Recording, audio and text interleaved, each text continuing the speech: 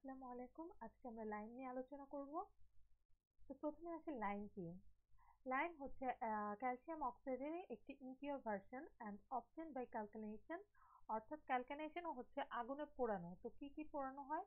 Shells, Corals অর্থাৎ সামুদ্রিক যে কোরালগুলো আছে সেগুলো shell, limestone, concord and other substances composed of almost pure or impure calcium carbonate অর্থাৎ যে সকল সাবস্টেন্সে যে সকল কম্পোনেন্টসে আমার ক্যালসিয়াম কার্বনেট থাকে সে সকল উপাদানকে পুরানোর পরে আমরা যে উপাদানটা পাই সেটাকে বলছি lime. Limes act as a binding or cementing material in engineering construction অর্থাৎ লাইমটা একটা বাইন্ডিং অর সিমেন্টিং ম্যাটেরিয়াল হিসেবে কাজ করে। তো লাইমটা কি কি কাজে ইউজ করা হয়? White washing, lime pooling, making mortar, making concrete, manufacturing cement. তো লাইম যখন আমরা লাইম নিয়ে পড়াশোনা করব কিছু টেকনিক্যাল টার্ম আমাদের জানা দরকার। প্রথম হচ্ছে ক্যালকাইনেশন। ক্যালকাইনেশন প্রথমেই বলেছি যে পোড়ানো। This is the heating of limestone to redness in air অর্থাৎ এটাকে এয়ারে বাতাসের উপস্থিতিতে যখন লাইমস্টোনকে আমরা পোড়াই সেই প্রসেসটাকে বলছি ক্যালকাইনেশন। দেন কুইক লাইম।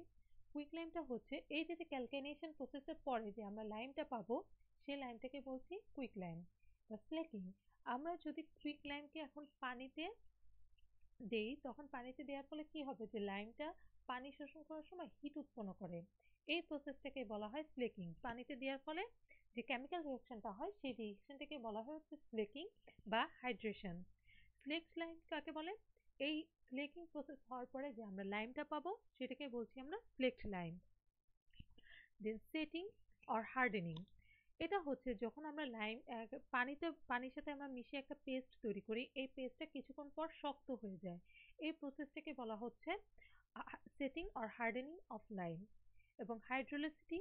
হাইড্রোলিসিটি হচ্ছে এই সেটিং প্রসেসটা যখন আমরা পানির নিচে করি অর্থাৎ পানির নিচে কোনো কনস্ট্রাকশনে যখন আমরা হাইড্রোলিক লাইম অর্থাৎ লাইম ইউজ করি তখন এই লাইমটা সেটিং হওয়ার যে প্রসেসটা যে প্রপার্টিটা সেটাকে আমরা বলছি হাইড্রোলিসিটি। দেন লাইমস্টোনে কিছু কনস্টিটিউয়েন্টস থাকে বা কিছু কম্পোনেন্ট থাকে সেই কম্পোনেন্টগুলোর মধ্যে প্রিন্সিপাল কম্পোনেন্টটি হচ্ছে ক্যালসিয়াম অক্সাইড। এই ক্যালসিয়াম অক্সাইডটা আমাদের বাইন্ডার হিসেবে কাজ করে। Then clay.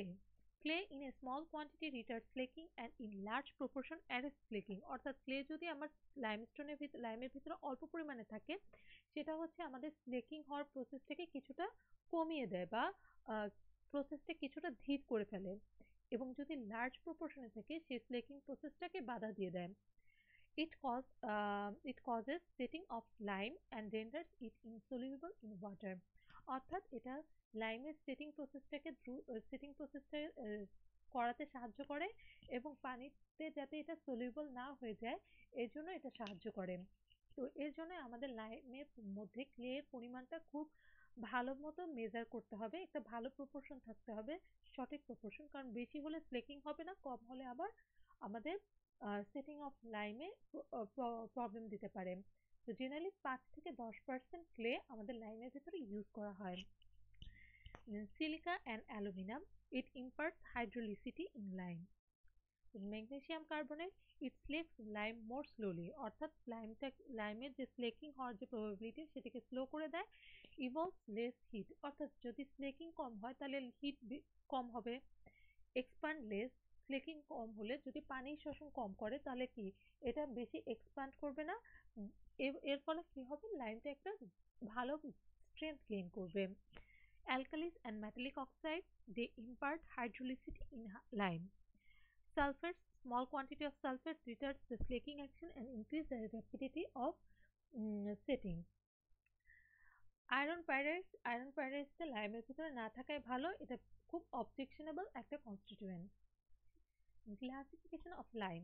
লাইম 3 ধরনের হয়ে থাকে। তো প্রথমটা হচ্ছে ফ্যাট লাইম যেটার আরেক নাম হচ্ছে হাইলি ক্যালসিয়াম লাইম এবং এটা হচ্ছে একটা পিওরার টাইপ অফ লাইম অর্থাৎ এর ভিতরে অনেক শুধুমাত্র কি থাকে calcination of nearly pure limestone chalk and seashell অর্থাৎ পিওর যে ক্যালসিয়াম কার্বনেটের যে উপাদানগুলো রয়েছে সাবস্টেন্সগুলো রয়েছে সেগুলো ক্যালকানেশন প্রসেসের ফলে যে লাইমটা পাই সেটাকে আমরা বলছি fat lime.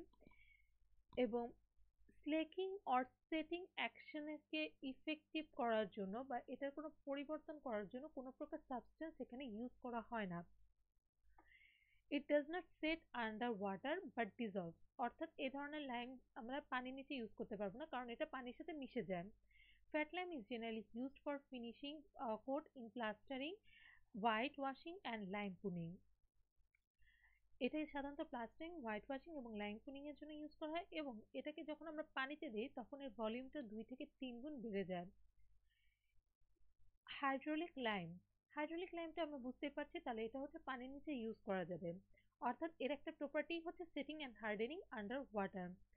This is obtained from concord and clear limestone. It is not white because it contains impurities of clay. অর্থাৎ ক্লে থাকার কারণে এটা একটা আর্দি কালার দেয়, অর্থাৎ একটু মাটি মাটি কালার হয়, পিওর হোয়াইট কালার হয় না। এবং এটা ফাউন্ডেশনে ইউজ করা হয়, থিক ওয়ালে ইউজ করা হয়, এবং সুপারস্ট্রাকচার বিল্ডিং এন্ড প্লাস্টারিং ক্ষেত্রেও হাইড্রোলিক লাইমটা ইউজ করা হয়। দেন ন্যাচারাল সিমেন্ট, ন্যাচারাল সিমেন্টে কি এটা একটা হাইড্রোলিক লাইমেরই একটা ভার্সন, যেখানে ক্লে ম্যাটারটা 40% মতো থাকে, অর্থাৎ খুব হাই লেভেলের ক্লে ম্যাটার থাকে। তো এখানে বিভিন্ন লাইমে কি ধরনের কম্পোজিশন থাকে, ক্যালসিয়াম অক্সাইড কতটুকু থাকে, এগুলো সব দেওয়া আছে, আপনারা দেখে নেবেন। দেন লাইমস্টোনে কিছু টেস্ট করা হয়। প্রথম টেস্টে হচ্ছে ফিজিক্যাল টেস্ট, যে আমরা সরাসরি ফিল্ডে দেখে কিভাবে বুঝবো যে এটা ফ্যাট লাইম না হাইড্রোলিক লাইম।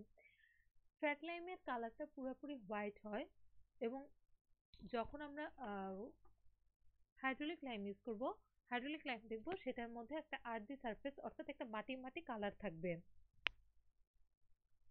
দেন হিট টেস্ট, এবার হচ্ছে কেমিক্যাল টেস্ট। কেমিক্যাল টেস্টের প্রথমে হচ্ছে হিট টেস্ট। হিট টেস্টে কি, লাইমস্টোনকে আমরা হিট দিব, হিট দেওয়ার ফলে কি হয়, লাইমস্টোনকে যখন আমরা হিট দিই তখন এটি লাইম প্লাস কার্বন ডাইঅক্সাইডের সৃষ্টি হয়। তো আমরা যদি একটা ওপেন স্পেসে এই লাইমটাকে 6 ঘন্টার মতো পোড়াই, তাহলে এই লাইমস্টোন থেকে কার্বন ডাইঅক্সাইড বাতাসে চলে যাবে এবং শুধুমাত্র লাইম থাকবে। তো এই যে যত পার্সেন্ট লাইম থাকবে, যতটুকু লাইম থাকবে, তাহলে আমরা বুঝতে পারবো যে যে প্রোডাক্টটা থেকে যাবে, সে প্রোডাক্টটাকে আমরা বুঝবো যে এই প্রোডাক্টটাই হচ্ছে আমাদের লাইম, পিওর লাইম। তো পিওর লাইমের প্রসেসটা কি, সাধারণত দেখা যায় যে আমাদের 56 পার্ট, আমাদের সাধারণত 44 পার্টই হচ্ছে লস হয়ে যায়, এবং 56 পার্ট হচ্ছে লাইম থাকে। তো সেক্ষেত্রে আমরা যদি ম্যাথ আকারে দেখি যে পার্সেন্টেজ অফ কুইকল্যান্ড কতটুকু পার্সেন্টেজ আছে, সেটা বের করার প্রসেসটা কি এখানে দেখি। এখানে দেয়া আছে যে আমার 1500 ডিগ্রি সেলসিয়াস তাপমাত্রায় আমাদের লাইমস্টোনটাকে আমরা হিট দিয়েছি। হিট দেওয়ার ফলে দেখা গেছে যে আমার after heating the sample was found weight that 0.325 pound. এখানে calculate percentage of quicklime that will be available from this sample, অর্থাৎ 0.325 পরিমাণ আমাদের